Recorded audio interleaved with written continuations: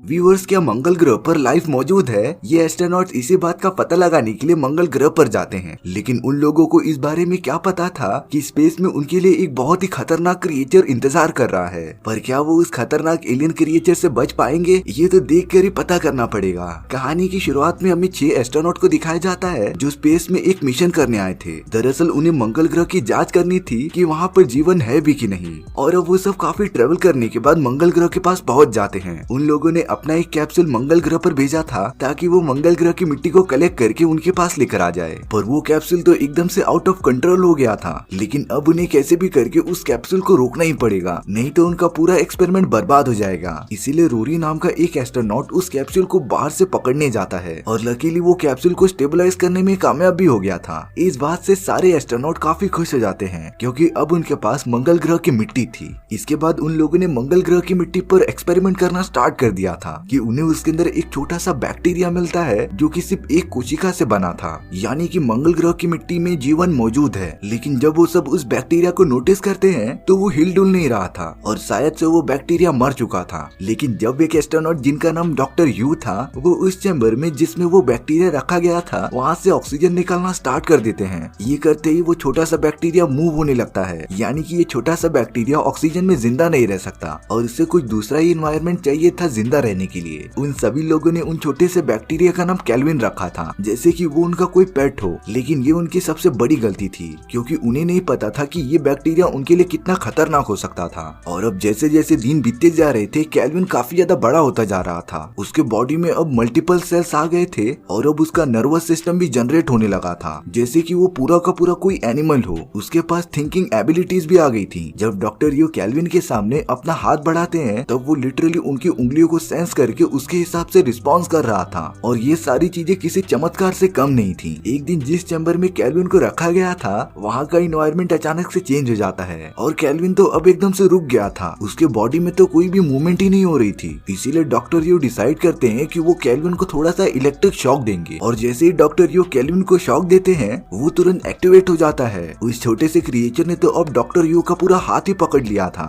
Doctor you अपना हाथ निकालने की बहुत कोशिश कर रहे थे पर केल्विन उनका हाथ छोड़ने के लिए तैयार ही नहीं था। उसने डॉक्टर यू का हाथ इतनी तेजी से जकड़ा था कि उसने अब उनका पूरा हाथ तोड़ ही दिया था। डॉक्टर यू को इससे काफी पेन होता है और वो बेहोश हो जाते हैं। वहाँ बाकी एस्ट्रोनॉट भी डॉक्टर यू की मदद करने के लिए उस चैम्बर में आना चाहते थे। यहाँ केल्विन तो उस छोटे से चैम्बर से आजाद हो गया था, पर जब उनमें से एक एस्ट्रोनॉट जिसका नाम रोरी था वो डॉक्टर यू को बचाने के लिए अंदर जाता है तब उस छोटे से क्रिएचर ने रोरी का पैर पकड़ लिया था। बाकी सभी एस्ट्रोनॉट को इस बात का अंदाजा तो हो गया था कि वो क्रिएचर उनके लिए बहुत ही खतरनाक है। इसीलिए रोरी जैसे ही उस चैम्बर से बाहर आता उन लोगों ने वो दरवाजा बंद कर दिया था ताकि रोरी के साथ साथ वो क्रिएचर भी अंदर ना आ सके। बाहर से उन सभी एस्ट्रोनॉट की लीडर डॉक्टर ब्रेंडा रोरी से कहती है कि वो एक ऑक्सीजन कैंडल जलाए क्योंकि उन्हें पता था कि केल्विन ऑक्सीजन में जिंदा नहीं रह सकता। इसीलिए अब रोरी ऑक्सीजन कैंडल की मदद से केल्विन पर हमला करते रहे। लेकिन केल्विन साइज में छोटा होने की वजह से उसके सारे वार से बच जा रहा था और अब केल्विन तो डायरेक्टली रोरी के मुंह के अंदर घुस जाता है। उस क्रिएचर ने तो अंदर से रोरी की बॉडी पूरी की पूरी डिस्ट्रॉय कर दी थी। इसी की वजह से रोरी की मौत हो जाती है। रोरी के बाकी दोस्त ये मोमेंट देख रहे थे लेकिन अब वो सब इसमें क्या कर सकते थे। तो अब वो लोग उस क्रिएचर को मारने के लिए चैम्बर के अंदर बहुत सारी जहरीली गैसें छोड़ने लगते हैं जिसकी वजह से वो क्रिएचर मर जाता। लेकिन अब वो ये चीज देखकर एकदम से शॉक हो जाते हैं क्योंकि वो क्रिएचर इस जहरीले इन्वायरमेंट में भी जिंदा रह ले रहा था। और अब तो केल्विन उस चैम्बर से निकलने के लिए जहरीली गैसों की पाइप में घुसना स्टार्ट कर देता है। बाकी एस्ट्रोनॉट उन पाइप्स को बंद करते जा रहे थे लेकिन केल्विन एक लास्ट पाइप में घुसने में कामयाब हो जाता है। अब बाकी सभी एस्ट्रोनॉट अर्थ पर कांटेक्ट करने की कोशिश करते हैं लेकिन उनका कनेक्शन अब टूट गया था, तो इसीलिए उन्हें अर्थ पर कनेक्शन बनाए रखने के लिए अपने स्पेसशिप के बाहर लगे ट्रांसमीटर को रिपेयर करना पड़ेगा। लेकिन ये काम सिर्फ 2 ही लोगों को आता था, डॉक्टर रोरी जो कि मर चुका है और डॉक्टर कैट। इसीलिए वो अपना सूट पहनकर ट्रांसमीटर को ठीक करने चली जाती हैं। डॉक्टर कैट जब उस चैम्बर को ओपन करती है जहाँ पर ट्रांसमीटर लगा हुआ था तभी उसके अंदर से वो क्रिएचर बाहर निकल के डॉक्टर कैट पर हमला करना स्टार्ट कर देता है। लेकिन वो डॉक्टर कैट के सूट के अंदर घुस नहीं पा रहा था क्योंकि एस्ट्रोनॉट के सूट इतने तगड़े बनाए जाते हैं कि उसके अंदर एक छोटा सा भी छेद नहीं होता। लेकिन अब डॉक्टर कैट कैसे भी स्पेसशिप के अंदर आना चाहती थी पर वो क्रिएचर उनके बॉडी से चिपका ही हुआ था। इसीलिए अब डॉक्टर कैट ने एक डिसीजन लिया था और उन्होंने स्पेसशिप में जाने के बजाय खुद को स्पेसशिप से ढकेल दिया था ताकि वो क्रिएचर भी उनके साथ डीप स्पेस में चला जाए। लेकिन ये बात तो उस क्रिएचर को भी पता थी। इसीलिए जब डॉक्टर कैट स्पेसशिप से थोड़ी दूर पर जाती है तभी वो क्रिएचर जिसका नाम केल्विन था वो स्पेसशिप के ऊपर जंप लगा देता है, यानी कि डॉक्टर कैट की कुर्बानी जाया चली गई। अब बचे हुए एस्ट्रोनॉट ये अंदाजा लगाने लगते हैं कि केल्विन स्पेसशिप के कौन से हिस्से से अंदर घुस सकता था। तब उन्हें पता चलता है कि केल्विन जरूर थ्रस्टर की ओर से अंदर घुसने का ट्राई कर सकता था जिस जगह से स्पेसशिप को आगे बढ़ने की पावर मिलती थी। तो अब वो सब तेजी से थ्रस्टर चलाना स्टार्ट कर देते हैं ताकि फायर की वजह से केल्विन जलकर मर जाए। काफी टाइम तक ट्राई करने के बाद अब उनके स्पेसशिप में फ्यूल की मात्रा काफी कम हो गई थी और वो सब अब थ्रस्टर को ऑन नहीं रख सकते थे, इसलिए अब उन्हें मजबूरन थ्रस्टर्स को बंद करना पड़ता है। अब भला वो क्रिएचर इतनी अच्छी गोल्डन अपॉर्चुनिटी को मिस थोड़ी करेगा, वो तो तुरंत थ्रस्टर्स के सहारे अंदर घुस जाता है।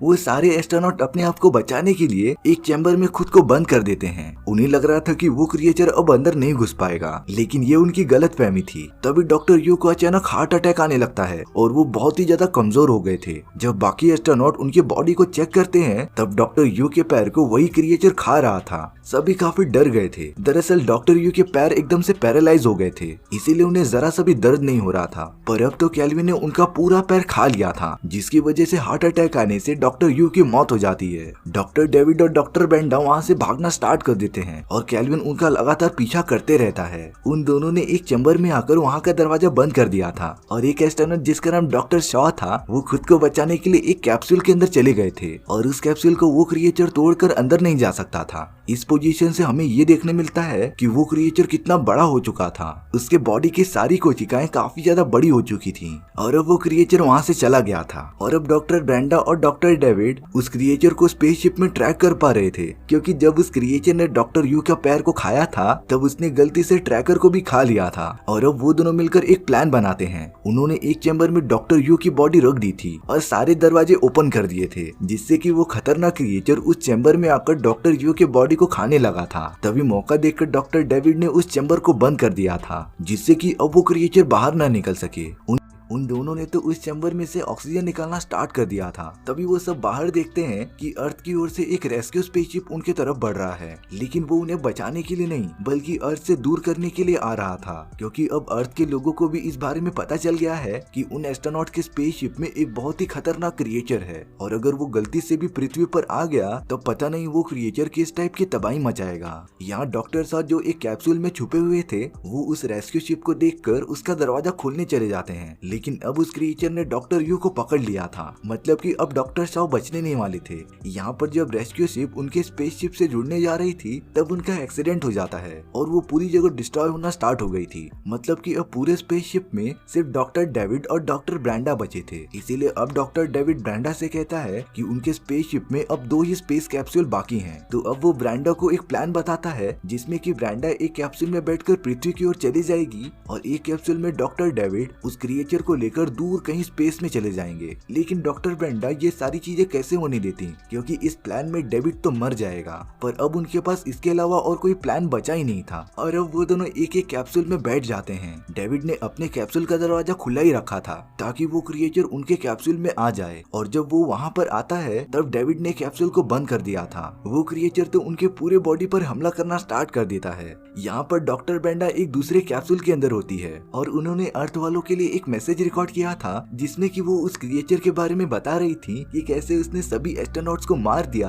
और अगर वो क्रिएचर गलती से पृथ्वी पर आ गया तो चारों तरफ तबाही होना स्टार्ट हो जाएगी। अब डेविड और ब्रेंडा अपने अपने कैप्सूल की मदद से बाहर निकल जाते हैं, लेकिन रास्ते में उन दोनों के कैप्सूल की टक्कर हो गई थी और अब एक कैप्सूल तेजी से पृथ्वी की ओर बढ़ने लगा था और दूसरा वाला दूर कहीं स्पेस में। जो कैप्सूल पृथ्वी की ओर तेजी से बढ़ रहा था वो अब एक बहुत ही बड़े समुद्र में आकर गिर जाता है। जब वहाँ के कुछ लोग उस कैप्सूल में जाकर देखते हैं तब उसमें डॉक्टर ब्रेंडा नहीं बल्कि डॉक्टर डेविड थे और उनके बॉडी पर उस क्रिएचर ने पूरा का पूरा कब्जा कर लिया था। यानी कि जिस कैप्सूल को पृथ्वी पर आना था वो डीप स्पेस में चले गया था जिसके अंदर डॉक्टर ब्रेंडा मौजूद थी। यानी कि डॉक्टर ब्रेंडा की कुर्बानी जाया जाती है। यहाँ पृथ्वी पर डेविड उन लोगों से कह रहा था कि वो दरवाजा ना खोले, लेकिन शायद से उन लोगों को उसकी भाषा समझ में नहीं आती और अब वो उस कैप्सूल का दरवाजा खोल देते हैं जिसके अंदर मौजूद था वो खतरनाक क्रिएचर जिसका साइज अब काफी बड़ा हो चुका था। अब तो वो पूरी तरीके से आजाद था। शायद से ये शुरुआत थी पूरे अर्थ के डिस्ट्रॉय होने का, क्योंकि वो क्रिएचर समुद्र की गहराइयों में अभी भी मौजूद था।